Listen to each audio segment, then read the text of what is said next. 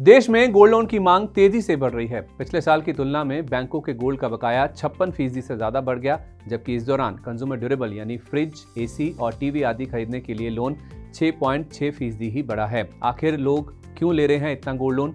Gold loan का आकार बढ़ने की क्या है वजह? किन लोगों को गोल्ड लोन की ज्यादा जरूरत है?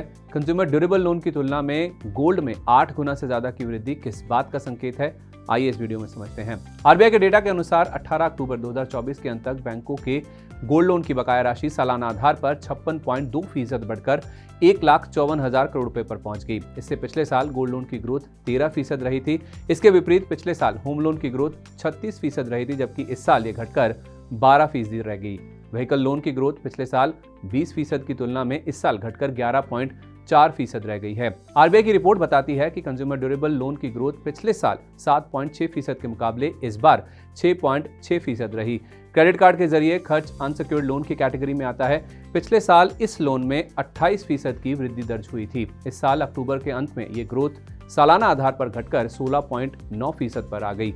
आरबीआई की इकोनॉमी से जुड़ी मंथली रिपोर्ट बताती है कि पिछले साल के दौरान बैंकों ने रिटेल और सर्विसेज को लोन देने में सावधानी बरती। एक्सपर्ट्स के अनुसार ऊंची महंगाई दर और महंगा कर्ज परिवारों के बजट को खा रहे हैं, इसीलिए खपत में कमी आ रही है। लोगों के पास जरूरतें पूरी करने के लिए पैसा नहीं है। पैसों की जरूरतों को पूरा करने के लिए लोग ज्यादा गोल्ड लोन ले रहे हैं। ज्यादातर लोग आपात स्थिति में पैसों की जरूरत को पूरा करने के लिए गोल्ड लोन का सहारा लेते हैं।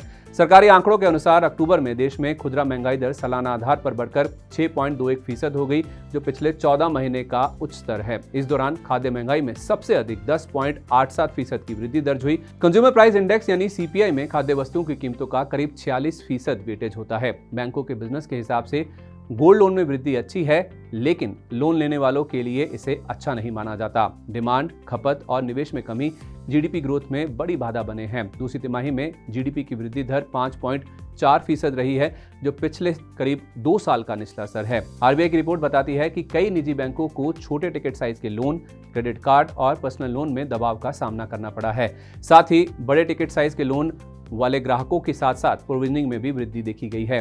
SEBI registered investment adviser Jitendra Solanki कहते हैं कि पिछले 1 साल में रियल इन्फ्लेशन यानी वास्तविक महंगाई तेजी से बढ़ी है। महंगाई बढ़ने पर लोगों की पैसों की जरूरतें भी बढ़ी हैं। इन जरूरतों को पूरा करने के लिए लोग ज्यादा गोल्ड लोन ले रहे हैं। चूंकि गोल्ड लोन एक ऐसा लोन है जो सबसे आसानी से मिल जाता है, इसीलिए लोग ज्यादा गोल्ड लोन ले रहे हैं। इसके अलावा पिछले 1 साल में गोल्ड की कीमतें तेजी से बढ़ी हैं। ऐसे में लोग पुराने लोन को रिन्यू कराकर ज्यादा राशि का लोन ले रहे हैं। गोल्ड लोन सिक्योर्ड लोन की कैटेगरी में आता है, जो बैंकों के पर्सनल लोन की तुलना में सस्ता पड़ता है। सस्ते लोन के लिए पर्सनल लोन की तुलना में सिक्योर्ड लोन लेने में ज्यादा समझदारी है। वित्तीय मोर्चे पर लोग अब ज्यादा जागरूक हो रहे हैं, इसीलिए पर्सनल लोन के बजाय सिक्योर्ड लोन को तरजीह दे रहे हैं। लेकिन गोल्ड लोन आसानी से मिल जाता है। इसका मतलब ये नहीं कि छोटे मोटे काम के लिए लोन लेने पहुंच जाएं। कोई भी लोन तभी लें जब बहुत ज्यादा जरूरी हो।